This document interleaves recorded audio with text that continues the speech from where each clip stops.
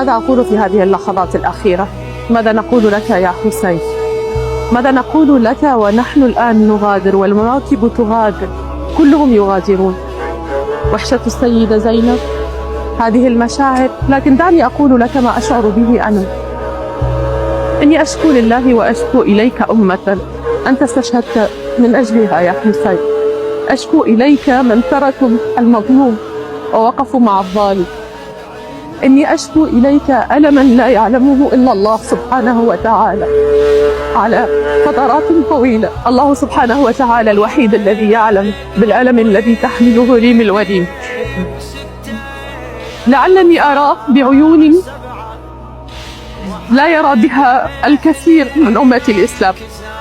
لعلي أرى بعيون أدركت حقيقة لأجلها أنت انتصرت. وأتمنى من الله سبحانه وتعالى كما تتمنى كل هذه القلوب التي تغادر اليوم وكلها شوق للعودة في الأربعين المقبلة، أن يكون لي الحظ أن أكون في كل 40 عشان أن أحيي هذا الحدث العظيم. وأتمنى من الله سبحانه وتعالى أن تكون كل الكلمات وكل الحروف التي نبعت من قلبي نبراسا في قلوب الذين يبحثون عن الحقيقة. الإمام الحسين للإنسانية كافة. الإمام الحسين استشهد لأجلنا. الإمام الحسين لا ينتمي لمذهب محدد وإنما استشهد للإنسانية كافة. أتمنى من الله سبحانه وتعالى حقيقة أن تدركوا هذه الحقيقة وأن تبحثوا عنها.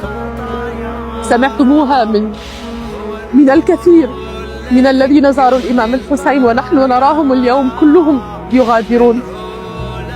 فأسأل الله سبحانه وتعالى أن يتقبل كل من أدى في هذه المواكب وكل من أعطى وآثر وذهب اليوم في قلبه حزن كبير لفراق المحبوب. أسأل الله سبحانه وتعالى أن تكون لنا لقاءات أكثر وأن تكون كل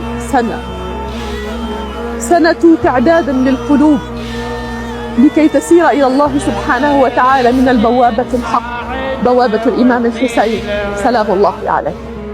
والذنوب هواي كفتها تجيله، احنا يا ما عدنا وسيله. والذنوب هواي كفتها تجيله